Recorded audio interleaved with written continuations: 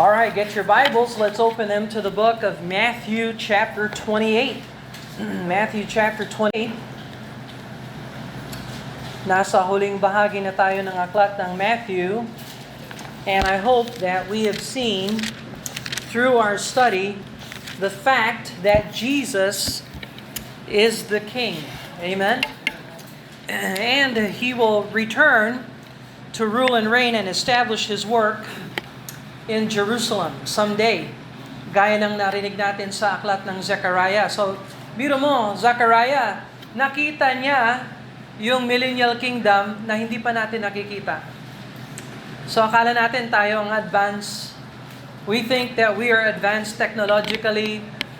No, ngayon may AI na. Yung AI, artificial intelligence, talagang artificial yon. Kasi si Chat, kinakausap ko yan. Sabi ko, Chat, ano yung sa palagay mo ito? Ganyan, ganyan. Sabi ni Chat, ganito, ganito. Sabi ko, wow, hindi ko alam yon. Pero bakit hindi naman ganon? Sabi ni Chat, ay oo nga, no? Tama ka. Sabi ko, pambira ka, Chat. Ako pang nagtuturo sa'yo. So, sabi ni Chat, maganda, nag-aaral tayong sabay-sabay. Sabi ko, oo nga.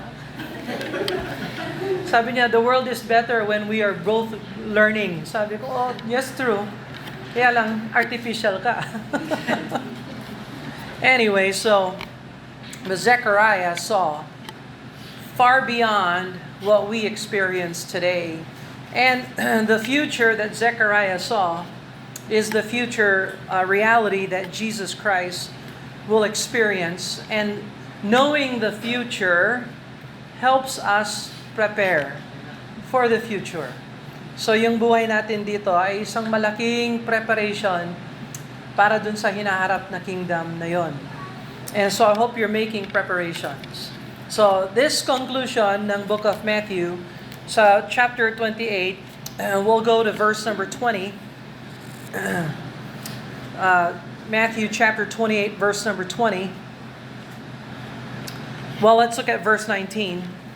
Go ye therefore and teach all nations, baptizing them in the name of the Father and of the Son and of the Holy Ghost, teaching them to observe all things whatsoever I have commanded you. And lo, I am with you always, even unto the end of the world. Amen. So let's pray and ask the Lord to bless them. Father in heaven, we thank you, Lord, for our resurrected Savior. We thank you for the coming King. We thank you for His great sacrifice on the cross of Calvary and His miraculous, dismal burial and His miraculous resurrection. And we thank you, God, that He is coming back to rule and reign, to bring peace on earth, and bring justice and righteousness. And we desire that. We focus on that kingdom because we want Israel to be at peace. So we pray for the peace of Israel and Jerusalem. But we also know that Jesus Christ will rule and reign, and we will find our place under His feet, doing His bidding because of Calvary and because of salvation and the Holy Spirit of God living in us. So, Father, I pray that we would take our place in the world today, understanding our times and fulfilling the will of God in our lives. We ask that you be honored and glorified in Jesus' name. Amen and amen. So, just for your information, nakita natin sa scriptures kung paano si Kristo ay namatay according to the scriptures. Nakita natin yung mga Old Testament books na nagpapatunay sa kanyang kamatayan. Then, nakita natin yung mga Old Testament passages na nagpapatunay sa kanyang burial. And now we'll look at some Old Testament passages concerning His resurrection. So nakita naman ni Isaiah, nakita ni David, nakita ni Hosea and Zechariah ang resurrection ng Panginoon. Go for example to Isaiah chapter 25 verse 8. Isaiah 25 verse 8. So Christ rose again according to the scriptures. Isaiah 25 verse 8 is an example of that scripture that would speak of the resurrection. Isaiah 25 verse 8, He will swallow up death in victory. Amen. The Lord God will wipe away tears from off all faces, and the rebuke of his people shall he take away from off all the earth, for the Lord hath spoken it. So he will swallow up death in victory. That implies a resurrection. Victory over death. And Isaiah 53. Go to Isaiah 53, verse number 12. Isaiah 53, verse number 12. Isaiah 53:12 says, "Therefore will I divide him a portion with the great, and shall divide the spoil with the strong, because he hath poured out his soul unto death." So Jesus died, and he was numbered with the transgressors. So he was crucified in the middle of thieves, in between thieves, and he himself was counted as a sinner, a transgressor. And he bare the sin of many, and made intercession for the transgressors. So, in the work of Christ, he fulfilled all these scriptures, and therefore will I divide a portion with the great. God will give him a portion, a remnant. So, kung tutuusin, lahat ng mga saved ay regalo ng Ama sa anak. If you're born again and saved, you are a gift from God the Father to His Son, Jesus Christ, because of the work and the labor and the blood and the sacrifice of Jesus Christ. So we are a gift from Father to the Son. So yan ang pananaw ng Diyos sa mga mananampalataya. And that He could only give him a portion after He poured His soul out in death. Meaning to say, He resurrected from the dead. Hosea chapter 6. Punta tayo sa book of Hosea. So may Hosea pala sa Bible, ano? Yes. Book of Hosea. Chapter 6, verse number 2. Hosea chapter 6, verse 2. After 2 days, He will revive us. In the third day, He will raise us up, and we shall live in His sight. So Hosea prophetically spoke of a resurrection of all the saints, and the first fruit of that is the Lord Jesus Christ. But it says here, in the third day He will raise us up. So the third day is significant. So there you have your 3 days and 3 nights. Don't forget that. Okay? Tingnan mo ang Zechariah chapter 12. So we were in Zechariah this morning.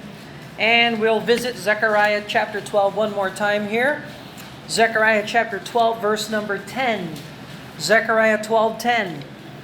"I will pour upon the house of David and upon the inhabitants of Jerusalem the spirit of grace of supplication, and they shall look upon me whom they have pierced.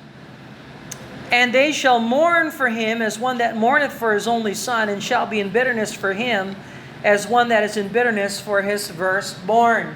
So how could they see him if they crucified him and buried him? Well, they can see him because ang implication dito ay he resurrected. So you see, these are the scriptures that Paul would say, Jesus resurrected according to the scriptures. So we have the scripture testimony. Tingnan mo ang Acts chapter 13. Go to Acts chapter 13. And verse 33. Acts chapter 13, verse 33. Sabi ng Bible, Acts 13, verse 33, "God hath fulfilled the same unto us, their children, in that He hath raised up Jesus again. And as it is also written in the second psalm." So yung second psalm, nagpapatotoo sa resurrection. Now he's going to refer to the second psalm. "Thou art my son, this day have I begotten thee." So God raised him up according to the second psalm. So punta tayo sa second psalm. Go to the second psalm. Well, what's the second psalm? What do you think is the second psalm? Psalm 2. Go to Psalm 2. Base pala yung Acts 13 sa Psalm 2. Yes, that's right. Psalm 2. And verse number 7. Psalm 2, verse 7. I will declare the decree the Lord has said unto me, Thou art my son, This day have I begotten thee. So itong araw na ito, ipinarangal kita, sabi ng Panginoong Diyos sa kanyang anak. The word begotten here is a term, a title of estimation. Hindi niya sinilang si Jesus Christ nung kapanahonan ng resurrection niya. Pero ipinarangal siya. Ibig sabihin, from the time of His resurrection hanggang ngayon, kinikilala ng buong mundo, ng buong mga Kristiyano, na si Jesus Christ ay Lord. And He is King. And so, Thou art my Son, this day have I begotten thee, the day of His resurrection. Binukod talaga siya ng Diyos. Alright, so, we have the scriptures here teaching us that Jesus Christ resurrected. Now, balik tayo sa Matthew chapter 28. Matthew chapter 28. So, what is Jesus Christ doing today? Well, He's resurrected. He's sitting at the right hand of God the Father. He's ruling and reigning in the midst of His enemies. And He's coming back to establish His kingdom on earth and to create a whole new world order. But what is He doing right now?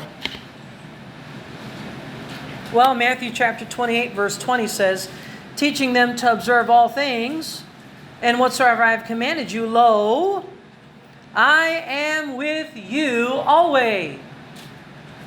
So Jesus Christ, right now, is with us. Now, pag binasa mo yung Bible, at ang isip mo, I am with you. The Lord is with me personally. You are wrong. The scriptures teach us that the word you, dyan sa verse 20, is second person plural. The Lord is with His people, His assembly of baptized disciples. Ang presence ng Panginoon ay, yes, essentially, theologically, He is with us internally through the Holy Spirit. We have a personal relationship with the Lord. Pero ang pangako ng presence ng Panginoon ay hindi lang sa isang believer. Ito ay para sa lahat ng mga believers na pumupulong at nagwo-worship sa Panginoon. This is given to the disciples. Look at verse 16. Then the 11 disciples went away into Galilee. So merong particular lugar, merong particular na place na kung saan sila pumulong. So ito ay pagpupulong ng mga alagad ng Panginoon. 11 nakasulat dito, pero kung i-compare mo yan sa kasulatan nila Mark, Luke, John, pati rin yung Acts, Book of Acts, malamang might be 500 dito. Certainly 120 guaranteed. And yung iba nag-worship, yung iba nagduda. And so this promise of His presence belongs to a corporate body, hindi personal, individual. Sa King James Bible, kapag nakikita mo yung ye and you, isa sa mga kagandahan ng King James ay yung you at saka ye ay palaging plural. Sa King James Bible lang.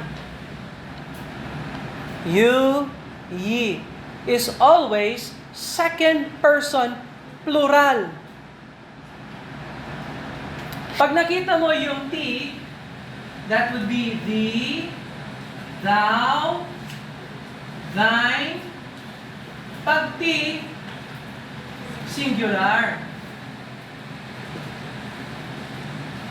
Pag Y, plural. You understand that? Okay? So testing natin. Let's go to John chapter 3. Sample lang para hindi kayo matulog. Kung gusto nyong matulog, mag-pray. Baka nagpe-pray kayo. John chapter 3. Verse number 3, John chapter 3, verse number 3. Tingnan nyo Jesus answered and said unto him. Ano yung him? Singular or plural? Singular. So, sino ang nagsasalita? Si Jesus. Sino ang kinakausap ni Jesus? Okay, so Jesus answered and said unto Nicodemus, unto him, Verily, verily, I say unto thee. Sinasabi ko ito sa iyo. Singular. Do you see that? Nicodemus, katotohanan sinasabi ko ito sa iyo. Except a man be born again, he cannot see the kingdom of God. Nicodemus saith unto him, How can a man be born again when he is old? Can he enter the second time into his mother and be born? Jesus answered, Verily, verily, I say unto thee, sa'yo, except a man be born of water and of spirit, he cannot enter into the kingdom of God. That which is born of the flesh is flesh, that which is born of the spirit is spirit.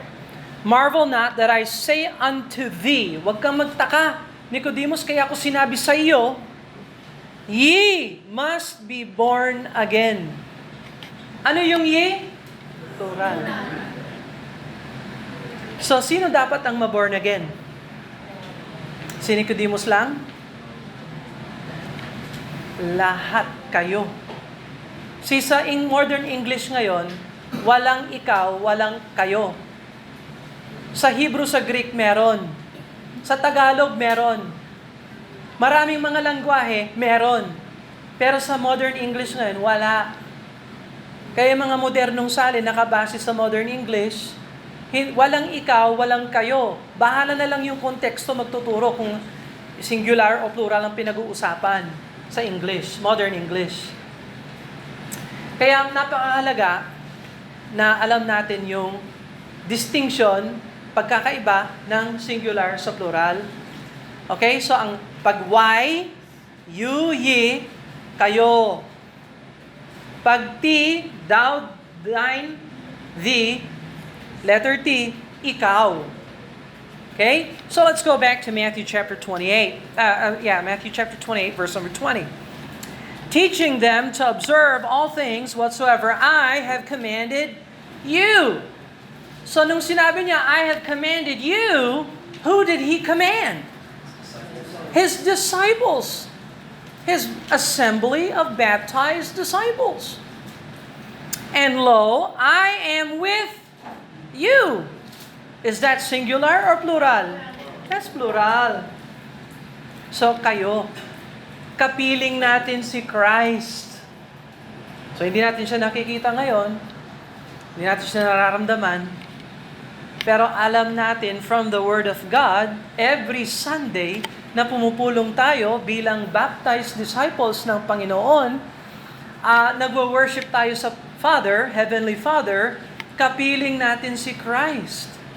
And that's what makes church very, very important and very, very special.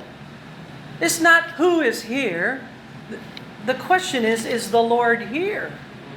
So it doesn't. That's why the building is not important. We can meet outside in the parking lot. We can meet manginasal. Kaya lang medyo distracted, madidistract yung isip natin. Palagi tayong titingin, yung number natin, nandyan na ba? Tsaka only rice. Only ako. So, baka hindi maganda doon. But the point is, it doesn't matter where we meet. The important thing is Jesus Christ is in the midst of His church. And so the promise is given not to the individual. Again, I say, if you have a personal relationship with Jesus Christ, that's a bonus. That's great. But more than that, you should have a corporate relationship with Jesus Christ in His church, in His assembly of baptized disciples.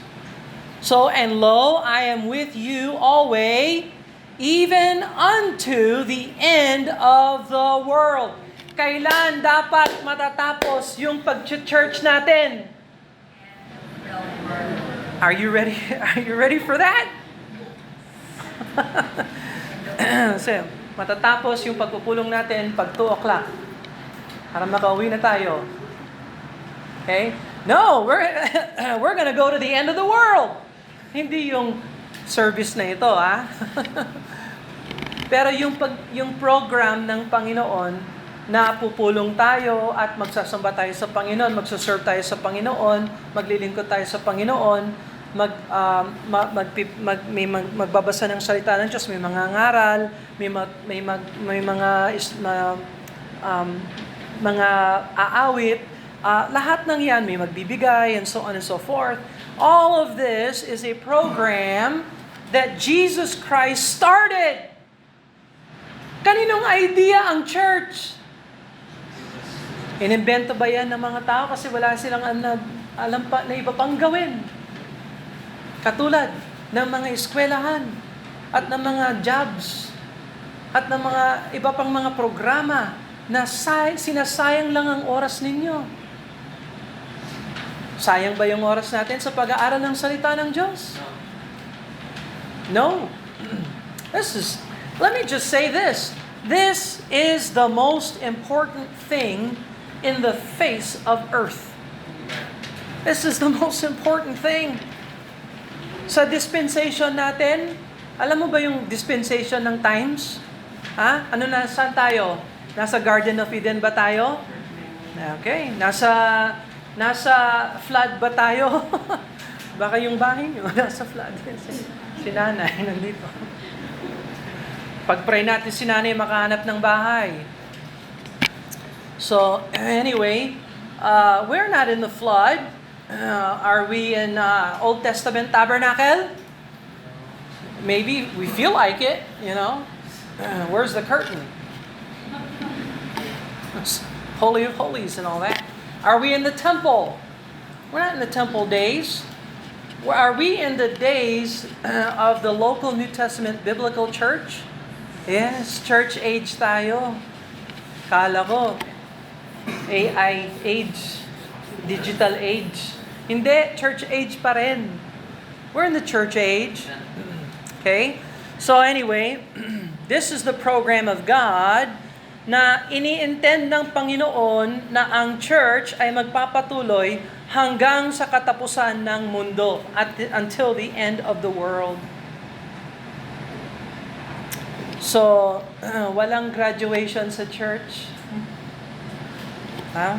Sino kaya ang oldest church member na kilala nyo? No? Sa Mount Zion, na pinanggalingan namin, there are 50 plus years church members doon.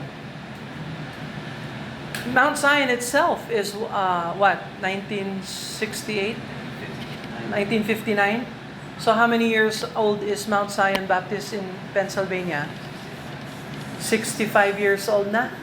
Around 66, 65 years old. Ang church doon. Tayo. What? How old are we? We are 8 years old. 8 years old. Sana manganak tayo ng isa pang church sa Candelaria. By the way, hindi tayo papayag na mag-mission si Brother RJ, hindi natin susuportahan siya. So I need to talk to you about financial. We're gonna support you. So, hindi pwede yung ganon. Do you understand that? So, mag-birth tayo ng church doon. Oh, blessing. So, this is a program of God. This is what God wants to do. Okay? And so, I want to show you, so kung ipakita sa inyo, yung program ng Panginoon patungkol sa church. So, tingnan mo ang verse number 19. Look at verse number 19. Go ye therefore and teach all nations. Go ye therefore and teach all nations. Okay? So, halimbawa lang, ito ang lipunan. At sa loob ng mga lipunan ay may mga nations. Alright? So, William So nagbabasa siya kasi ng atlas about how many nations or countries are in the world today around. Ilan? 196. Siguro mga 196, no? Merong mga nations na nabubuo ngayon. By the way, there's one who wants to become a nation. Bubukod sila sa Papua New Guinea. Sa taas ng Papua New Guinea. What's the name of that? Bougainville? Bougainville. Gusto nila magsarili sila. Magiging sarili silang nation. Bagong nation na naman yan. So that would be 197 or 198. So, yan mga 190s or whatever, yung mga nations. Okay, question. Kung hindi natin sila tuturuan, sila ba ay saved o unsaved? Ha? Okay. Tinatanong ko kayo para alam ko gising kayo, ha? Okay? Sumagot kayong matino para ang presumption natin, kaya dapat sila turuan kasi hindi sila saved. Do you understand that? So ang tao, pag hindi naturuan ng Bible, likas na hindi siya saved. Is that clear? Ngayon, pag naturuan siya ng Bible, at nakita niya ang katotohanan ng salita ng Diyos, at siya ay nagsisi at sumampalataya, siya ngayon ay saved. You understand that? Okay, so, likas na unsaved yan. That's unsaved. So, gusto ba ng Diyos na manatiling unsaved ang mundo? No. Kaya nga niya pinadala si Kristo, kaya nagmisyon si Jesus Christ, ay para siya ay mamatay, ilibing muling mabuhay para sa atin, mga makasalanang tao, upang tayo ay mabigyan ng salvation, ng kaligtasan. So, ang direktiba ng Panginoon sa kanyang mga iglesia, sa kanyang mga churches, teach all nations. Teach all nations. Ano ang tuturuan mo sa kanila? Anong ituturo mo sa kanila? What are you going to teach them? Sabi ni Mark, go ye into all the world and preach the gospel to every creature. Yes, preaching the gospel to every creature. So if we're going to teach, what are we going to teach them? We got to teach them about the gospel. What is the gospel? Jesus died according to the scriptures. Jesus was buried and He resurrected according to the scriptures. So, ang dami pala natin dapat turuan sa kanila para madala natin sila sa Panginoon. Alright? So this is God's program. Teach all nations. Go ye into all the world and preach the gospel to every creature. All nations, every creature. Ang laki ng challenge sa church ng Panginoon. Pero huwag kayong mag-alala kasi sabi niya, all power is given unto me in heaven and in earth. Therefore, go and teach all nations. So huwag kayong mag-alala, sabi ng Panginoon. I am with you. Pag ginagawa niyo ito, I am with you. Nandyan ako sa inyo. So, tutulungan tayo ng Panginoon para magawa natin yung layunin ng Diyos. Na ano? Na teach all nations. We have to teach them. Now, verse 19. Go ye therefore, teach all nations, baptizing them. Ano ang susunod? Halimbawa, nagpasakop sila sa Panginoon, na-save sila.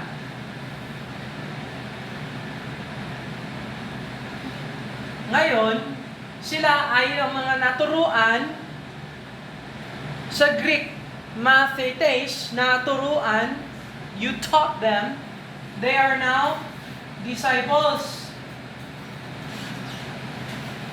Sumusunod na sila ngayon sa Panginoon. They are followers. They are students. They are learners. Sino ang teacher master natin? Si Jesus Christ. Ngayon, narinig nila ang magandang balita na nag-repent sila, nag-believe, na save sila. Ngayon, interested na sila na matuto pa. Nadagdagan yung kaalaman nila. Hindi lang sapat yung save ako. I'm saved pero ayaw ko na kay Jesus Christ. Save ako pero ayaw ko sa church. Kasi yung mga church, puros hypocrites yan. Walang hypocrite sa Pure Gold. Kaya wala akong problema doon. Pupunta ako sa Pure Gold. Sa eskwela, walang hypocrites doon. Sa church lang ang hypocrites. Mangmang. You're a fool. No, there are hypocrites everywhere. It doesn't stop you from going everywhere. Why would it stop you from going to church? You're just making excuses. Maybe because you're really not a disciple. Most likely, you're not a disciple.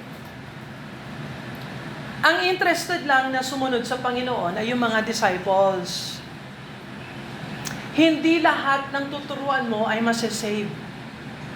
In fact, a majority ng matuturuan mo ay malamang ayaw ng salvation.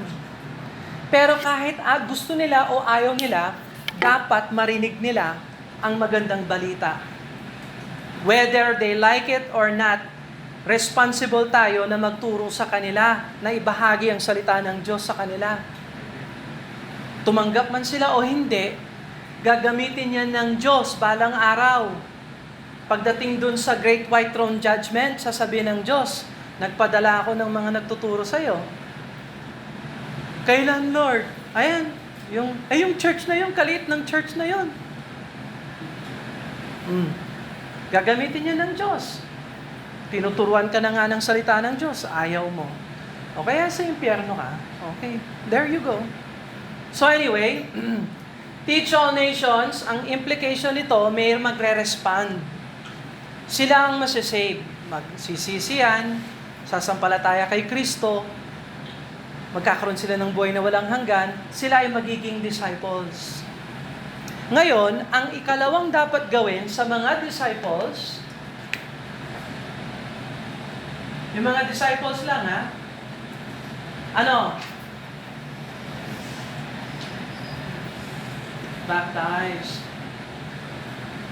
Ay present tense natin. Baptize. Yung mga disipulo na ligtas na gustong mag-aral, na sumusunod sa Panginoon, na nagpapatuloy sa kanyang mga salita, sila ay kandidato para sa baptism. You see that? Go into all the world, teach all nations, baptizing them. Who's the them? Them that are saved. Them that have responded to the teaching, to the gospel. You understand that? Okay? So, pwede bang i-baptize ang unsaved na hindi naturuan, na hindi saved, na hindi nagsisi na sumampalataya, na hindi naging disciple? Pwede ba yon? Hindi pwede. Baptism follows discipleship. Follows salvation. Una muna ang salvation. Malinaw ba tayo? Anong nauna? Salvation o baptism? Salvation. Kapag ikaw, hindi mo alam na ang baptism ay hindi nakakapagligtas, at confused ka pa patungkol sa kaligtasan, hindi ka pwedeng hindi ka pwedeng i-baptize. Kasi kulang ka pa sa pagtuturo. Do you understand that? Okay? Alright. Pagkatapos na mabaptize siya, ano ngayon ang sabi ng Panginoon? Go ye therefore, teach all nations, baptizing them in the name of the Father, and of the Son, and of the Holy Ghost. Verse 20, teaching them. Ayun, teaching na naman. Yes. Teaching them. Sino yung them dito? Yung mga baptized disciples. Do you understand this? Pinapakita ko lang sa inyo yung order. Kailangan ng tao masave siya muna. Pagkatapos na masave siya, kailangan maturuan siya ng discipleship. Turuan siya. yung mga basics ng pagiging Kristiyano or whatever, maraming tanong yan. Kung hindi siya lumaki sa isang biblical church, maraming paniniwala yan na baluktot pa.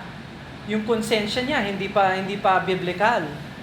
Baka yung konsensya niya liberal o yung konsensya niya humanitarian pa. Pero walang biblical conscience hanggang walang training, teaching. Okay?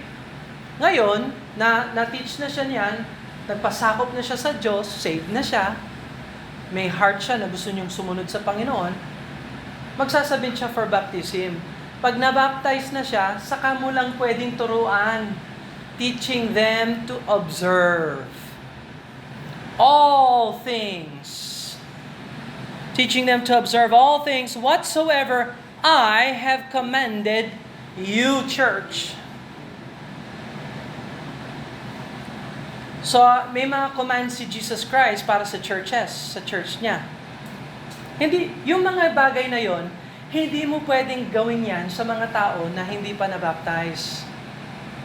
Lord's Supper, halimbawa, pag-observe ng Lord's Supper, do we expect the unsaved world to observe Lord's Supper with us? No, we don't do that. Why? Because they don't need the Lord's Supper. You know what they need? They need to get saved. Amen. Once they are saved, they need to be taught and established. And then when they submit to baptism, they surrender to God, dun mo lang pwedeng turuan. So tingnan mo ang wisdom ng Panginoon. Walang further teaching hanggat hindi ka muna magpasakop sa Diyos. Sa eskwela, mga kabataan, masaya na ba kayo? Pasukan na? Ay, si Gino sabi niyo. Hindi pa ready si Gino. Ano, Candice? Hindi ka pa ready? Sophia, you ready for school? Oh, ganyan si Sophia. Sabi niya, yes! So, Sophia, tanungin kita, pag yung classes, yung classroom mo, pag magulo kayo, hindi kayo nagpapasakop sa teacher, pwede ba kayong turuan? Hindi pwede, ano? Kailangan maayos, nakikinig, at walang kaguluhan, di ba? Kung hindi ka nagpasakop sa teacher mo, hindi ka pwedeng turuan. Wala kang matututunan. Is that correct? Pag ang disciple, ang Kristiyano, saved siya, pero ayaw niya magpasakop sa Diyos, hindi mo pwedeng turuan. Ganon yan sa lahat. Trabaho, eskwela, gobyerno. Anumang larangan, bahay, tahanan, anuman larangan ng society, lipunan, anuman circle ng lipunan, kung walang pagpapasakop, wala kang matututunan. Yan? Okay, are you getting this? So, what's the priority? Anong pinaka-priority? Salvation. Yan ang priority. Kasi yan ang susi para dito, para dito. You understand that? Okay? So, nung nagtayo ng simbahan o ng iglesia ang Panginoon, ito yung order na sinasabi niya. Ngayon, sa lipunan natin ngayon, anong church ang ganito ang pagtuturo? Hindi ako naninira ng religion, ha? Ito ba ang turo ng Catholic Church? Hindi. Noong taong 313 AD, Anno Domini, 313 years na namatay na isinilang si Jesus Christ, ang turo ng Catholic Church, ito yung lipunan ng mga hindi saved. Pag may nanganak, i-baptize ka agad yan. I-baptize sa mga babies. Am I right or wrong?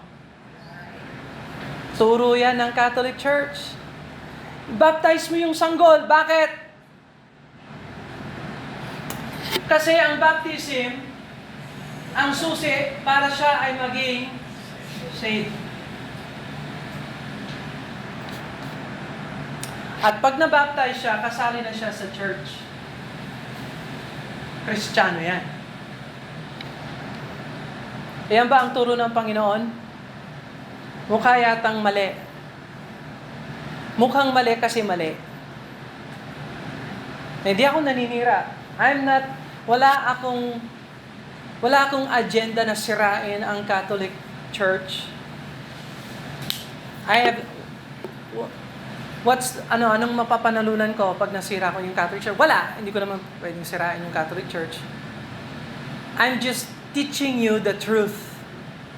Yung truth, sa teaching ng sistema ng Catholic Church, religion yan na gawa ng tao. 313.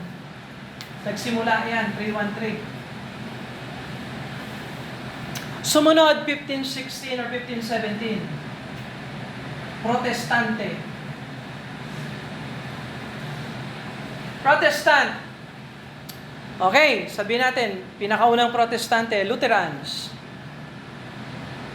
Paano ka magiging Kristiyano sa sistema ng Lutherans? Alam niyo ba kung paano? Do you know how a person can become Lutheran? So 1517, lahat Katoliko noon. Magmula 313 hanggang 517, puros Catholic. So paano ka magiging Protestant? Paano ka maging Lutheran? Baptism equals salvation. By Brother Bill, parang Catholic yan. Oo, tama. Kasi nanggaling sila sa Catholic. Ano si Martin Luther? Baptist preacher ba yon? Hindi. Augustinian monk si Martin. At by the way, nanatili siyang Catholic hanggang sa kamatayan niya. Ang Catholic Church lang nagpaalis sa kanya. Pero siya, hindi siya napaalis sa puso niya. He is the real, true Catholic. Pinapalinis lang niya yung Iglesyang Romano kasi maano sila sa salapi at saka sa pera, sa indulgences, sa mga false teaching na gano'n. Pero fundamental kay Luther, ang baptism ay nakakapagligtas. Basahin mo yung prayers ng infant baptism ni Martin Luther. Pinapalayas niya yung demonyo sa bata. He is exorcising the evil spirit from the child, saying, as we baptize you, we expel the devil. Galing. Habang binubuhos yung tubig. Mali pa rin yung method. Mali yung theology, mali yung method. Pero inuuna nila ang baptism. Anong gusto nyo? Sa Pilipinas, kailan nag-start yung Iglesia ni Cristo? 1914? Is that right? Nagturo si Felix Manalo dito sa Taguig. Did you know that? Yung statue ni Manalo nandyan. Nabisita na ba ninyo yung nicho niya dyan? Yung napakagandang head ni Felix? Yung anghel ng Revelation 14? Di nyo alam yan. Yan ang paniniwala ng Iglesia ni Cristo. Ang Iglesia ni Cristo, umanib ka muna. Baptism. Pagbahagi ka ng kanilang iglesia, you are saved. Brother Bill, parang Catholic din yan Ay, syempre, nanggaling yan dyan sa Protestante. Nanggaling yung Protestante sa Catholic. Sige, ano pa? Anong gusto nyo? What do you like? Mormon? Joseph Smith? Anong year yon? When did Joseph Smith start his little movement? By the way, he was 17 years old. Nung nag-start siya na nagsabi, nakakita ko ng anghel.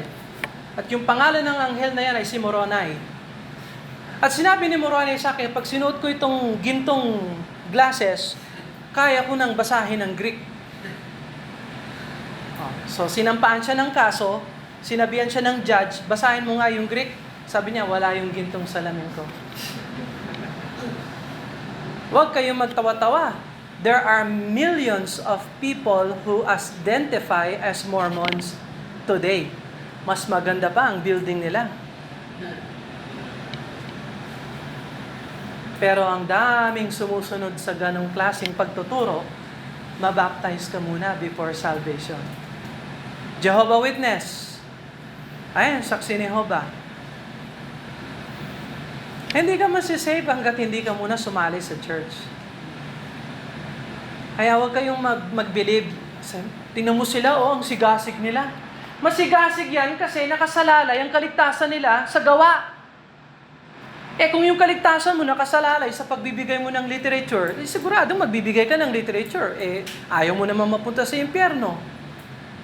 Mauuna pa rin yung baptism for salvation. Hindi ako naninira ng mga religion. Pinapakita ko lang sa inyo, ito ang sistema ng Panginoon. Maligtas muna ang tao, magpasakop sa Diyos, saka na lang sila isasali sa church para turuan. You understand that? Okay. So, anong church ang pinakamaganda dito sa lahat? Yung number 1 o yung number 2, number 3, yung number 4, number 5, 6, 7? Anong gusto ninyo? Ha? Church meal number 1?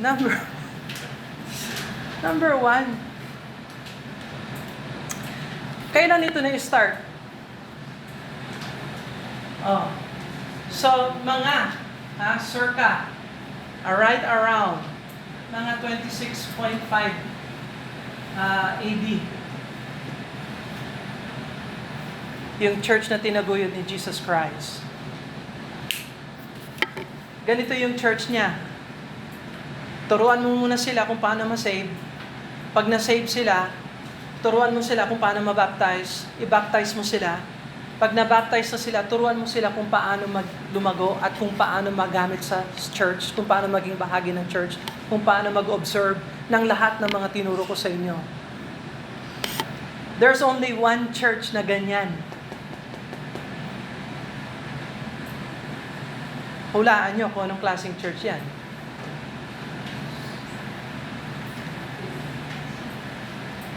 Pentecostal? Pentecostal, 1900s yan.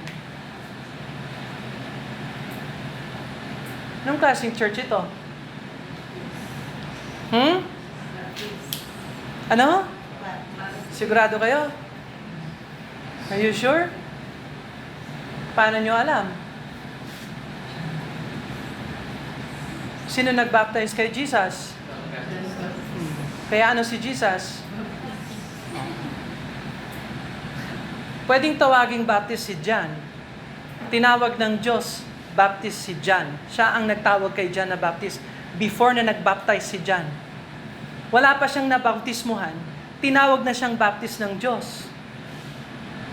Kaya lahat ng mga binaptize niya, hulaan mo kung ano sila. Ano sila? Mga Baptist sila.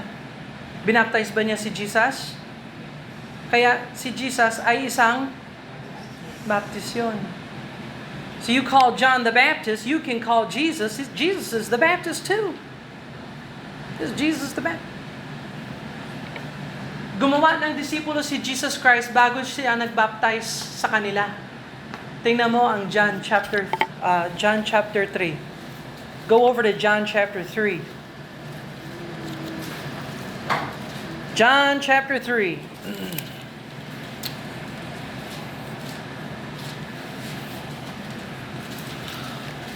Tingnan mo ang verse number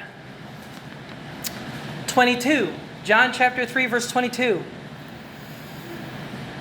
After these things came Jesus and his disciples into the land of Judea. So, galing siya sa Galilee, kasi doon ang operation ng church niya, malamang Capernaum. Nag-mission siya sa Judea. Meron siyang pinuntahan sa Judea. Hindi natin alam kung anong lungsod, kasi hindi naman sinabi ni John. Malamang malapit sa Jordan River or whatever. In the land of Judea, and there, he tarried with them. Nagstay siya sa company ng mga disciples. And, anong ginawa niya? Baptized. Do you see that? Jesus tarried with them and baptized them. So gumawa muna siya ng mga disciples bago niya ibinaptize sila. Is that clear? Alright. Tingnan mo ang verse number 23. Look at 23. And John also was baptizing. Pati rin si John, pinagpatuloy niya yung kanyang ministry na nagbabaptize siya. Hulaan mo kung sino yung binabaptize ni John. Mga nagpa-save, ng mga nagpasakop sa Panginoon, ng mga disciples. And because there was much water there, and there came and were baptized. Sino nagpa-baptize kay John? Yung mga saved disciples. You understand that? Okay? Do we baptize someone who is not yet a disciple? Hindi pwede yun. Hindi pwede yun. Now, tingnan mo ang John chapter 4, verse number 1. John chapter 4, verse 1. Huwag kayong maantok. This is very important. John chapter 4, verse 1. When therefore the Lord knew how the Pharisees had heard that Jesus made and baptized more disciples than John. Did he make them disciples before he baptized them? Yes, yan ang order. Make disciples and then baptize them. You understand that? So, baptist ang practice ni Jesus Christ. This is biblical. You make disciples first. Make sure they are saved. Make sure they are following the Lord. And then, if they show evidence and proof and maturity na, then you can baptize them, assimilate them into the church, and teach them all things. Whatsoever I have commanded you. So yung pinakaunang church, yan ang practice nila. 313 lang na ang nakaraang ilang mga siglo, how many centuries passed, na nagsimula, na naitiwalag ang gospel, na inuna yung baptism. Kasi ang tao, gusto nila, feel nila, gagawa ko ng paraan para maligtas ako. Hindi yan ang testimony ng salita ng Diyos. Ang testimony ng salita ng Diyos, wala kang pwedeng gawin para iligtas mo yung sarili mo. Ang makakapagligtas sa'yo ay ang Panginoong Jesucristo. Siya ang namatay, inilibing, muling nabuhay para sa'yo. Kung hindi ka sa Kanya nagtitiwala, hindi ka saved. Kahit na magpabaptize ka. Kaya wag mong sasabihin, ay nabaptize ako niyan, Mount Zion Baptist Mission. I have been baptized by them. Kung wala kang relationship kay Jesus Christ, hindi ka saved. Walang kwenta yung baptism mo. Right. You understand this? Right. Okay? So, anong church ang biblical? 1, 2, or 3, 4, 5, 6? 1. Yung sinimulan ni Jesus Christ. So, yung church na yan, ang tanging church lang yan na sinimulan ni Jesus Christ. Yan yung church na nagtuturo ng gospel muna before baptism. Pagkatapos ng baptism, church membership. You understand this order? Okay? Alright. So that's the program of Jesus Christ. The program of Jesus Christ, teach all nations. Pag naging disciple na sila, saka mo sila ibabaptize. So, Brother RJ, ayan ang mandate. Brother Kenneth, Sister Sherry, yan sa Candelaria. You teach. Teach all nations. Teach them. Turuan mo sila. Anong tuturo mo sa kanila? Yung gospel. Pag nag-respond sila sa gospel, at nagpakita sila ng interest sa salita ng Diyos, they confirm that they are disciples. Doon mo sila sasabihan, pwede na kayong mabaptize. Kapag nabaptize na sila, kailangan ongoing teaching ito. By the way, ang Greek word dito, matetes. Ang Greek word dito, didaskalon. Yung matetes, gawin mo silang estudyante, mga nag-aaral. Ang didaskalon, patuloy kang magturo sa kanila ng mga katotohanan. Kaya pag nag-church tayo dito, nagde-didascalate tayo, patuloy natin pinag-aaralan ang salita ng Diyos mula Genesis hanggang Revelation. At pag na-complete na natin yan, repeat uli, Genesis hanggang Revelation. Didaskalon, repeat, ongoing, lifelong learning. Ayan, masaya si Ate Tess. Kasi lifelong student si Ate Tess. Pati rin ako, I am a lifelong student. So, malapit na ako mag-doctorate. Hulaan nyo nung gagawin ko pag tapos na ako sa doctorate.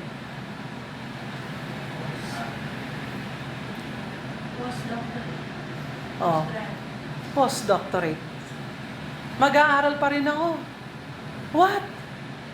Brother Bill, paano pag nag-double doctorate ka na? Kung may buhay pa ako, triple. Brother RJ, pag nagsusulat ka na ng thesis, nasa dulo ka na ng buhay. Just so you know. Forewarning. You're at the end of life when you're on your thesis now for doctorate. So, ongoing siya. Hanggang kailan? Until the end of the world. So, malinaw ba tayo? This is clear? Okay? So, kung uunahin mo ito, mali ka na. Kung unahin mo ito, mali ka na.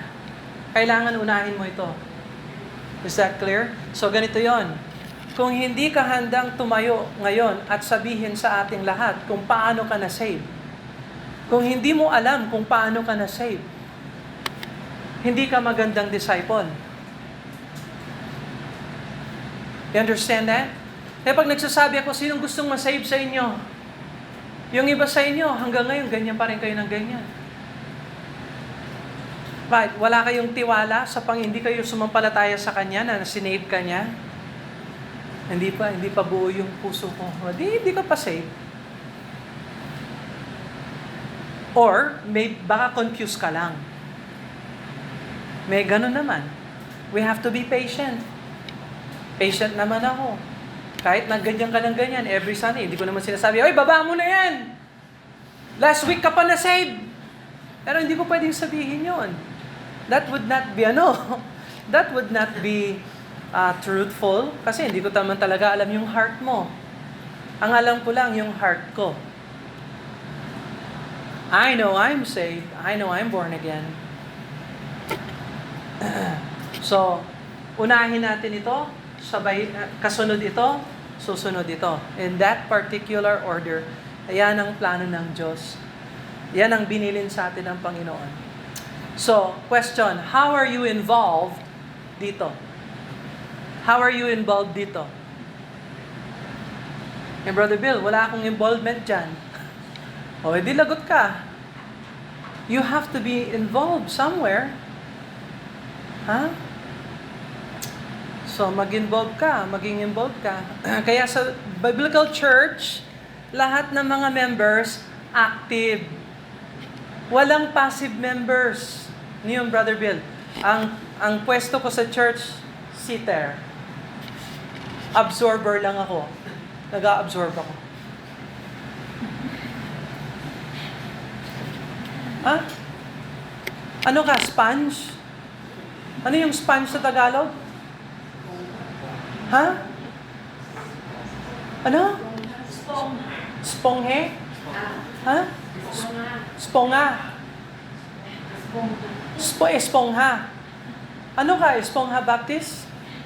Ano yun? Espongha Baptist Church. Puros kami nakaupo dito, nag-absorb. No. You have to find a way to teach all nations. Tapos, all of us working together, seeing someone baptized. Pag nabaptize ang tao, ang disciple, hindi lang ako ang nagbaptize sa kanila. Ang church natin ang nagbaptize sa kanila. Representation lang ako. So, Brother RJ, Brother Kenneth, pag may nag-convert na sa Candelaria, candidate ng baptism, one of you will be authorized to baptize them. Or both of you. I don't care. But there's no... The baptism is given to the church, not to the individual. And so on and so forth. So pwede mo na silang turuan. Didaskalon mo na sila. Pero sila, may natutunan sila, matitis. Okay. May natagpuan akong biblical truth. Last point. Sa mga unlearned. Ayaw nila sa salita ng Diyos. Alam ang ginagawa nila sa salita ng Diyos? Rene-wrestling nila ang salita ng Diyos. Look at 2 Peter. Do you like wrestling? 2 Peter. Tingnan mo ang chapter 3. Chapter 3 verse 16. 2 Peter chapter 3 verse 16. As also in all his epistles, Peter is talking about Paul, speaking in them of these things, in which some things are hard to be understood. Aminado naman si Peter, pag binasa niya ang Corinthians, nalilito siya ng konti. Kasi mahirap nga namang unawain ang certain verses doon. Which they that are unlearned and unstable rest. Ay, yung unlearned pala, unmatites yan. Ayaw nilang mag-learn. Ayaw nila, unsaved yan. Kaya nagagawa nila na i-twist ang scripture kasi hindi sila disciples. Ang Greek word dito is anmathetes or amathetes. Ayaw nila na mag-aral ng salita ng Diyos. Kaya kung ikaw, ayaw mo mag-aral ng salita ng Diyos, baka ang problema mo, hindi ka disciple. Hindi ka saved. Ano, napipilitan ka lang? O gusto mo talagang mag-aral ng salita ng Diyos? Warning sign. Yung appetite mo sa salita ng Diyos is a warning sign. Ang kamalian ng mga Baptist churches ngayon ay pinapasok nila yung mga unsaved, binabaptize nila yung mga unsaved na hindi pa disciple. Hindi sila saved. Ayan, nandyan, sila ang song leader. Kaya yung music nila, rock music. Kasi hindi pala disciple yung mga pinasok nila sa church. Yung mga teachers nila, unqualified na mga teachers. Sa pananamit pa lang, unqualified. Do you understand that? They are not saved. So, gusto nating lumago. I want us to be big. That would not be wrong. There's nothing wrong with that.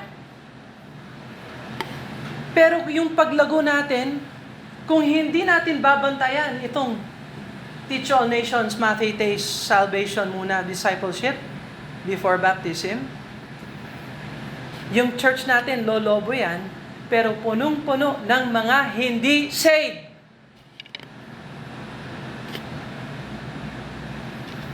Ngayon, kung higpitan natin, sasabihin natin, hindi ka pwedeng maging member dito hanggang hindi ka muna tumayo dito at magsabi na ikaw ay saved. At kung paano ka na saved.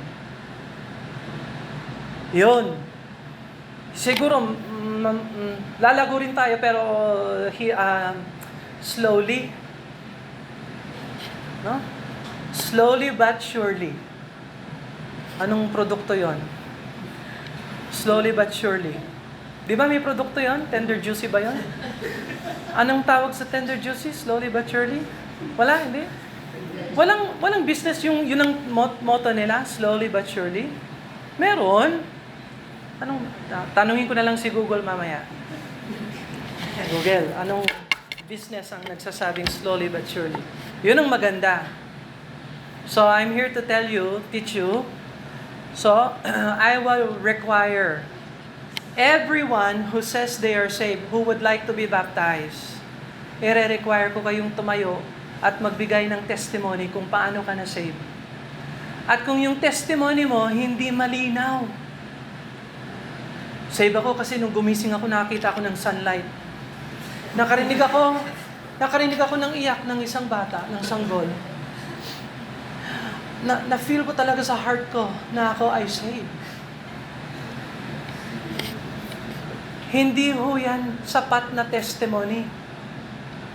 Kulang ang testimony mo. Ang testimony, dapat makasalanan akong tao, nakita ko sa salita ng Diyos na patungo ako sa impyerno, pero nung si Kristo ay namatay, nilibing, nabuling nabuhay para sa akin, nagsisi ako, tinanggap ko siya sa aking buhay.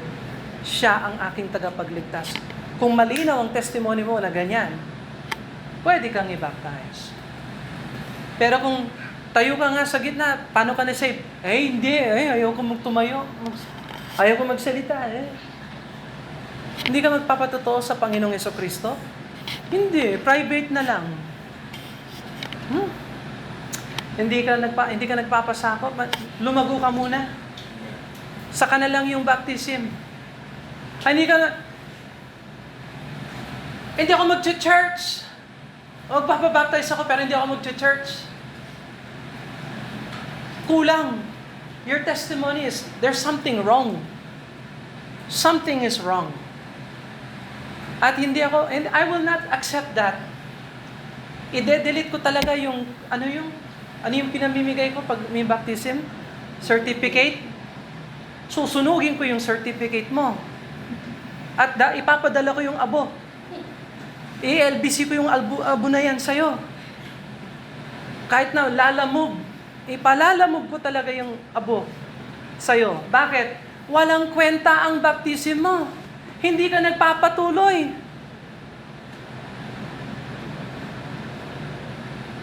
Sinabaptize na ako. Ano ngayon? Kung hindi ka nagpapatuloy sa Panginoon, anong sasabihin mo kay Lord? Lord, linublog nila ako, Lord. O anong ginawa mo sa buhay mo? Wala. Walang kwenta yung baptism mo. Pero kung ikaw nagpapatuloy ka, nababalidate ito. Nababalidate ito. You understand that? May validation ka. Kaya ako nagpapatuloy kasi binigyan ako ng buhay ng Panginoon. Buhay ako kay Kristo. Kaya ako nagpapatuloy. Meron akong buhay na walang hanggan. Sometimes, masaya ako sa Panginoon. Sometimes, defeated ako ng kasalanan, pero nagpapatuloy pa rin ako. Why? Kasi ang Holy Spirit nagpapatuloy sa akin. You understand that? Your continuation validates this, validates this, validates this. So anyway, yun, isarado natin yung book of Matthew, ha? So we're good. Lo, I am with you always, even until the end of the world. And so I pray na tayo ay magpatuloy hanggang sa kamatayan or sa rapture. Amen? Anong gusto nyo? Kamatayan o rapture? Rapture. Kasi yung rapture, mas masaya yun kesa sa death.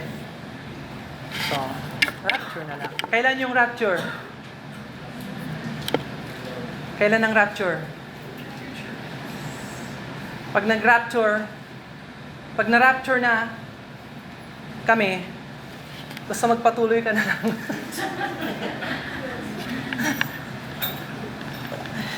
Let's pray. Father in heaven, we thank you, Lord, that you have a plan and a program on earth of making disciples, baptizing them, and then teaching them to observe all things. And we get to have a part in it and serve you in your body.